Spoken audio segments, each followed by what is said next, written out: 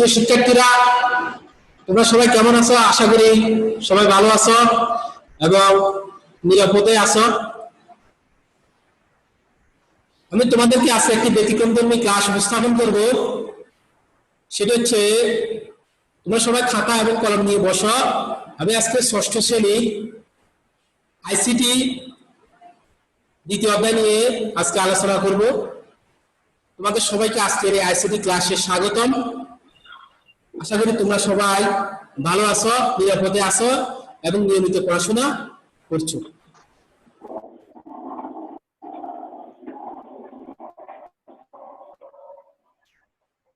আমার পরিস্থিতি তোমরা সকলে জানো। মোহাম্মদ আনোয়ার হোসেন, সহকারী শিক্ষক, computer, public school and college, Karnaphuli বিদেশ, চট্টগ্রাম। আমার পরিস্থিতি দেওয়া আছে, নিচে একটি আমার ইমেল এবং চ্যানেল আইডিও দেওয়া আছে।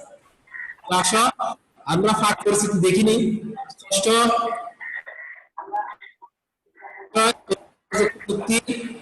অধ্যায় দ্বিতীয়, তথ্য যোগাযোগ প্রযুক্তি সংশ্লিষ্ট যন্ত্রপাতি। এর আগেও কিন্তু আমরা এই বিষয়ে একটি ক্লাস নিয়েছি। আজকে আমাদের এই ক্লাসটি হচ্ছে, তোমরা জানো, এই ক্লাসটি হচ্ছে সর্বশেষ, এই অধ্যায়ের উপরে সর্বশেষ ক্লাস। এখানে আমি অনেকগুলি প্রশ্ন তোমাদেরকে দিয়ে দিয়েছি। তোমরা আশা করি একটু ক্লাসটি মনোযোগ সহকারে দেখবে এবং ক্লিয়ারলি আমি ক্লাসটি করার জন্য তোমাদের উদ্দেশ্যে একে উত্থাপন করছি। তোমরা দেখতে পাচ্ছ একটি ছবি। ছবিতে তোমরা দেখতে পাচ্ছ, তোমাদেরকে বলতে হবে ছবিটি কিসের ছবি। আরেকটি দেখতে পাচ্ছ পাশে আরেকটি ছবি আছে, তোমাদেরকে বলতে হবে এটি কিসের ছবি। তাহলে ছবিটি তোমরা মনোযোগ দিয়ে দেখো। এটা একটি মাদারবোর্ডের ছবি। তোমরা জানো কম্পিউটার মূল যে ডিভাইসটি, সেই ডিভাইসটির নাম হচ্ছে মাদারবোর্ড। যেটি ছাড়া কম্পিউটার কখনো কি হয় না, কম্পিউটার যেটি ছাড়া চলা অসম্ভব। তো মাদারবোর্ডের বিভিন্ন ছবি তোমাদের সামনে আমি উপস্থাপন করছি। দেখো, আমি একটু বুঝিয়ে দিচ্ছি। এটা হচ্ছে প্রসেসর স্লট। আমার কার্সারের তীর চিহ্নটা যেদিকে যায় তোমরা এদিকে যাবে। আর এই যে স্লটগুলি তোমরা দেখতে পাচ্ছ, এগুলি র্যাম স্লট। আর এখানে সাদা দুটো স্লট দেখতে পাচ্ছ, এগুলি হচ্ছে ডিজিএ স্লট। তারপরে এখানে তোমরা আরো অনেকগুলো ডিভাইস দেখতে পাচ্ছ, যেমন এই যে সাদা সাদা ডিভাইসগুলো দেখতে পাচ্ছ, এগুলোর নাম হচ্ছে কন্ডেন্সার। আর এখানে আরো অনেকগুলো চিপ আছে। এই যে এখানে একটা চিপ আছে, চিপ যেগুলি কন্ট্রোল করে। আর এটা হচ্ছে আমাদের পাওয়ার স্লট, পাওয়ার ডিভাইস বা পাওয়ার স্লট বলা হয়ে থাকে। তো আমরা সামনের দিকে আরো আগাবো। চিপ নাম তো তোমাদেরকে আমি আগে বলছি যে আমরা লাল চিহ্নিত দেওয়া আছে, সেটি হচ্ছে প্রসেসর স্লট, প্রসেসর স্লট। তারপর আসো আমরা আমাদের আজকের পার্ট হচ্ছে কি, তোমরা দেখতে পাচ্ছ প্রসেসর এবং মাদারবোর্ড নিয়ে। এটি একটি অত্যন্ত ইম্পর্টেন্ট বিষয় এবং এই ক্লাসটি একটি ইম্পর্টেন্ট ক্লাস। প্রসেসর এবং মাদারবোর্ড নিয়ে আজকে আমার এই ক্লাস শুরু হবে। তারপর আজকে আমরা যে এই ক্লাস থেকে আমরা যা শিখবো, মাদারবোর্ড কোন ধরনের ডিভাইস, মাদারবোর্ডের কাজ কি, প্রসেসর কোন ধরনের ডিভাইস এবং প্রসেসরের কাজ কি, এই চারটা বিষয় আমরা আজকে এখান থেকে ভালোভাবে শেখার চেষ্টা করব। প্রিয় শিক্ষার্থীরা, মাদারবোর্ড হচ্ছে একটি কম্পিউটারকে খুলে ফেলা হলে, একটি কম্পিউটার ক্যাসিংকে যদি তোমরা খুলে ফেলো, আমরা সাধারণত একটি বোর্ড দেখতে পাবো। যদি খোলার পরে আমরা একটি বোর্ড দেখতে পারবো, সেখানে অসংখ্য ইলেকট্রনিক্স এর খুঁটিনাটি কি আছে, লাগানো আছে। আমরা তাকে মাদারবোর্ড বলি এবং মাদারবোর্ডের আরো বিভিন্ন নামে ডাকা হয়। কেউ মাদারবোর্ড বলে, কেউ কমিউনিকেশন ডিভাইস বলে, কেউ মেইনবোর্ড বলে, ইত্যাদি ইত্যাদি নামে মাদারবোর্ডকে ডাকা হয়। তো প্রশ্ন আসতে পারে যে মাদারবোর্ড কাকে বলে। একটি কম্পিউটার যখন খুলে ফেলা হবে, তখন আমরা সাধারণত একটি বোর্ড দেখতে পাবো, সেখানে অসংখ্য ইলেকট্রনিক্স খুঁটিনাটি লাগানো আছে। আমরা তাকে সাধারণত মাদারবোর্ড বলে থাকি। তা আমি তোমাদেরকে পূর্বে বলেছি, মাদারবোর্ড একটি মূল ডিভাইস, যে ডিভাইস অন্যান্য ইলেকট্রনিক্স ডিভাইসের সাথে, যেমন ধরো এখানে র্যাম আছে, র্যামের সাথে কানেক্টেড হবে, প্রসেসরের সাথে কানেক্টেড হবে।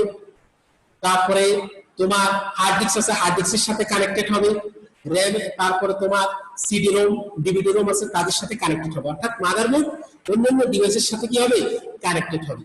কানেক্টেড হওয়ার পরে একটি পূর্ণাঙ্গ কম্পিউটারে সেটি রূপদান করবে। তোমরা মাদারবোর্ড দেখো, আমরা এই ক্যাসিংটি খুলে ফেলছি। ক্যাসিংটি তোমাদের খুলে ফেলার একটা চিত্র আমি এখানে প্রদর্শন করেছি। সেখানে ক্যাসিংটি খুলে ফেলার চিত্র পরে একটি মাদারবোর্ড সেখানে দেখা যাচ্ছে।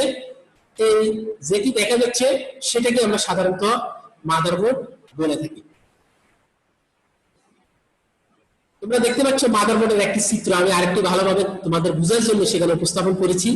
এক একটি কোম্পানির মাদারবোর্ড, যেমন এই মাদারবোর্ডটাকে ইন্টেল মাদারবোর্ড বলা হয়, আর এটা হচ্ছে বিভিন্ন কোম্পানির মাদারবোর্ড পাওয়া যায়।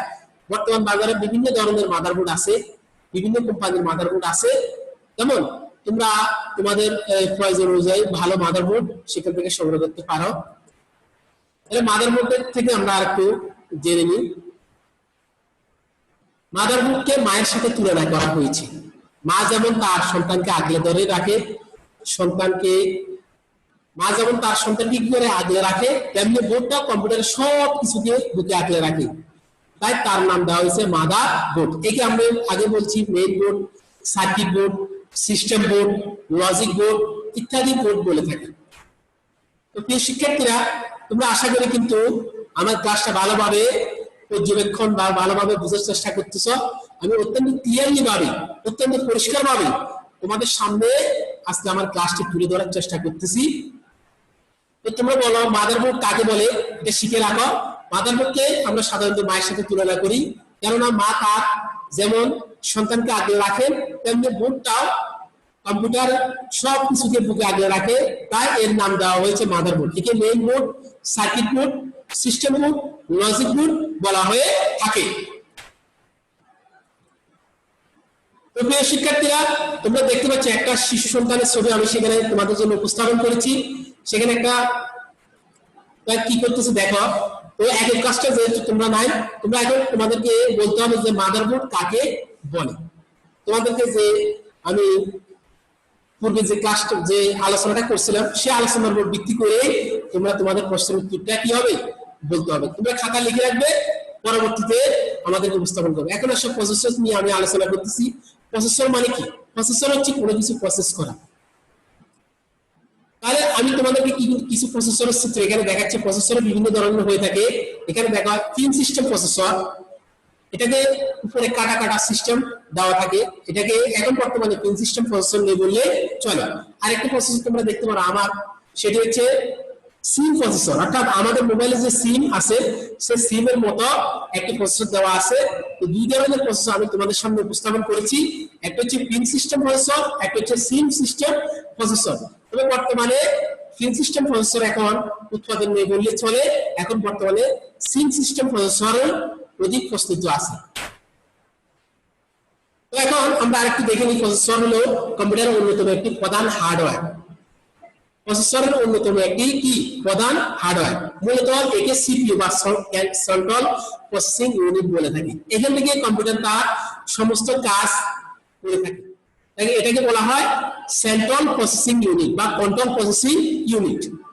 একটি কম্পিউটার তার যাবতীয় কাজ কি করে সম্পন্ন করে এই প্রসেসরের মাধ্যমে, এই প্রসেসর ইউনিট থেকে। একটি কম্পিউটার তার সকল প্রকারের কাজ পরিচালনা সম্পন্ন করে এই প্রসেসরের মাধ্যমে। সুতরাং কম্পিউটারের সবচেয়ে বেশি কি গুরুত্বপূর্ণ ডিভাইসটির নামই হচ্ছে প্রসেসর। যেমন ধরো আমাদের এই বর্তমানে এই ফিজিক, এটাকে আমরা বলি রপ্তানি প্রক্রিয়াকরণ অঞ্চল, অর্থাৎ প্রক্রিয়াকরণ। তো কম্পিউটারও এই যে সমস্ত তথ্যগুলি আমরা কম্পিউটারের মধ্যে ইনপুট করে থাকি, তথ্য দিয়ে থাকি, এগুলি সব প্রক্রিয়াকরণ করে থাকে প্রসেসর। তো সুতরাং আমরা এই প্রসেসরের মাধ্যমে কম্পিউটারের সমস্ত তথ্য কি করে থাকি প্রক্রিয়াকরণ করে থাকি। তো সুতরাং তোমরা বুঝতে পারছো প্রসেসর একটি কম্পিউটারের পূর্ণাঙ্গ ডিভাইস, যার মাধ্যমে কম্পিউটারের সমস্ত তথ্য উপাত্ত কি করে প্রসেসর প্রক্রিয়াকরণ করে। তারপরে আসো আমরা পরের স্লাইডে চলে যাই। প্রসেসরের তথ্য কি করে আদান প্রদান করে। তোমরা দেখতে পাচ্ছ একটি র্যামের চিত্র আমি তোমাদের সামনে উপস্থাপন করছি, র্যাম এবং একটা প্রসেসরের চিত্র উপস্থাপন করেছি। দেখো র্যাম থেকে প্রসেসর, প্রসেসর থেকে র্যাম কিন্তু তথ্য আদান প্রদান করে থাকে। এটা হচ্ছে কম্পিউটারের একটি পূর্ণাঙ্গ কি ডিভাইস, এটাকে আমরা সাধারণত বলি এই র্যামকে আমরা বলি স্থায়ী মেমরি। যে স্থায়ী মেমরি যদি না থাকে কখনো কম্পিউটারটি কি হবে না, কম্পিউটারটি কখনো চলবে না। সুতরাং র্যামের মধ্যে কম্পিউটার কি হয়, প্রসেসর কি করে একটি তথ্য আদান প্রদান করে থাকে এবং সেই অনুযায়ী তথ্য কি করে প্রক্রিয়াকরণ করে থাকে এবং সেই অনুযায়ী আমরা তথ্য ইনপুট করি, ফলাফল পেয়ে থাকি। কম্পিউটারের প্রসেসর মেমরি থেকে তথ্য দেওয়া নেওয়া করে এবং সেগুলি প্রক্রিয়াকরণ করে এবং ফলাফল প্রদান করে থাকে। প্রিয় শিক্ষার্থীরা, তোমরা কিন্তু ভালোভাবে ক্লাসগুলো পর্যবেক্ষণ করবে এবং তোমরা বাসায় বসে ক্লাসের নোট করে নেবে। নোট করে আশা করি এই ক্লাসটা তোমরা ভালোভাবে বুঝতে পারবে। আমি সব কিছু কিন্তু একটি তোমাদের এখানে লিখে দিয়েছি এবং চিত্র সহ উপস্থাপন করেছি। তারপরে আসো প্রসেসরের অবস্থানটা কোথায়। তোমরা দেখো আমি তোমাদেরকে একটি ক্যাসিং দেখিয়েছিলাম, মাদারবোর্ডের ভিতরে একটি প্রসেসর, ক্যাসিংয়ের ভিতরে একটি মাদারবোর্ড থাকে। এই মাদারবোর্ডের মধ্যে একটি প্রসেসর কি থাকে, কানেক্ট করা থাকে। প্রসেসরটি একটি হাত দিয়ে দেখো খুলছি, কিভাবে খুলতেছে দেখো, প্রসেসর স্লট থেকে প্রসেসরটি আলগা করতেছে এবং প্রসেসরটি কি হচ্ছে, লাগানো হচ্ছে। তাহলে তোমরা দেখো প্রসেসর কম্পিউটারের ভিতরে থাকে, তাই আমরা এটা দেখতে পাই না। সচরাচর এটি কম্পিউটারের ভিতরে থাকে বলে আমরা দেখতে পাই না। তারপরে হচ্ছে এর অবস্থান আমরা আর দেখি, কম্পিউটারটি খুলে দেখলে আমরা প্রসেসরটি দেখতে পাবো। এর আগে কিন্তু প্রসেসরটি দেখা যায় না, এটি সাধারণত কম্পিউটারের মাদারবোর্ডের গায়ে লাগানো থাকে। তোমরা দেখো আমি একটি মাদারবোর্ডের চিত্র তোমাদের সামনে উপস্থাপন করেছি, তোমরা চিন্তা করবে যে প্রসেসরটি আসলে কোথায় লাগানো থাকে। আমি তোমাদেরকে মাউসের মাধ্যমে দেখাচ্ছি। হ্যাঁ, তোমরা দেখো এখানে একটা কুলিং ফ্যান দেওয়া আছে ফ্যানের মতো। এটা ফ্যানটা কিন্তু প্রসেসরের উপরে লাগানো আছে। এই ফ্যানের নিচে কিন্তু একটি প্রসেসর দেওয়া আছে। কেন দেওয়া আছে তোমরা কি জানো? কারণ ফ্যান এই প্রসেসরটি ঠান্ডা করার জন্য এই কুলিং ফ্যানটি সেখানে কি করা হয়েছে, সেখানে অবস্থান করা হয়েছে। তো তারপরে আসো আমি কিন্তু তোমাদেরকে এখানে এই লাল চিহ্নিত একটি ইয়ের মাধ্যমে তোমাদেরকে দেখাচ্ছি কোথায় তার অবস্থান। লাল চিহ্নিত ফ্যানের নিচে কিন্তু প্রসেসরটি লাগানো আছে। তারপরে প্রসেসর কিভাবে সেট করা যায়, মাদারবোর্ডের ডিভাইসের মাঝে একটি বড় ধরনের ডিভাইস দেখতে পাবো, তার নাম হচ্ছে প্রসেসর। এই মাদারবোর্ডের পরে যে বড় ধরনের ডিভাইস আমরা দেখতে পাবো সেটার নাম হচ্ছে বর্গ সিস্টেম, সেটার নাম হচ্ছে প্রসেসর। তোমরা দেখো আমি চিত্র দিয়ে দিয়েছি, চিত্রের মাধ্যমে আমি একটি ভিডিও সেট করেছি। ভিডিওর মাধ্যমে দেখো কিভাবে সেই প্রসেসরটি খুলতেছে এবং লাগানো হচ্ছে। তোমরা কি দেখতে পাচ্ছ ভিডিওটি? তারপরে আসো আমরা পরের সেটে চলে যাই। প্রসেসরের ফ্যান কেন প্রয়োজন? আমি পূর্বে বলেছি প্রসেসরের ফ্যানটি কেন প্রয়োজন হয়। তোমরা দেখো প্রসেসর যখন কাজ করে তখন এটি গরম হয়ে যায়, অত্যন্ত গরম হয়ে যায়। এমন সময় যদি ফ্যান না থাকে সেটা কি হতে পারে, আগুনের মতো সৃষ্টি হতে পারে। আমি আগুনের একটি চিত্র তোমাদের সামনে উপস্থাপন করেছি, চিত্রটি দেখে বলতে পারো সেখানে ফ্যান কেন লাগাতে হয়, ওটা গরম না হওয়ার জন্য।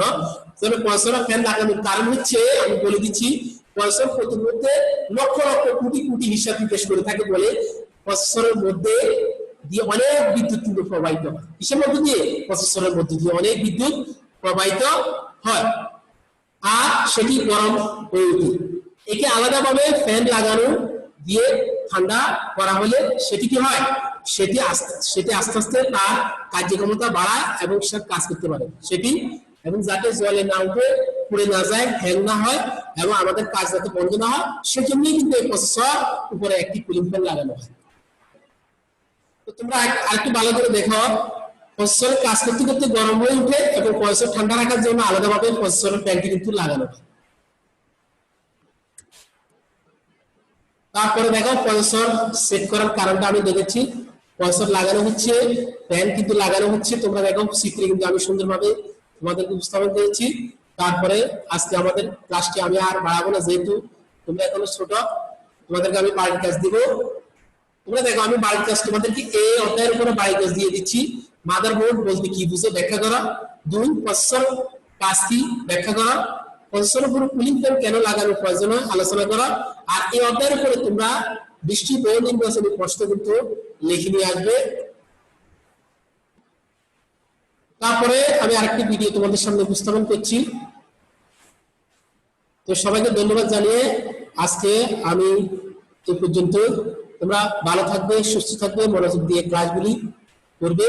এই প্রত্যাশা রেখে আমি আমার ক্লাস আজকের মতো এখানে শেষ করছি। খোদা হাফেজ সবাই।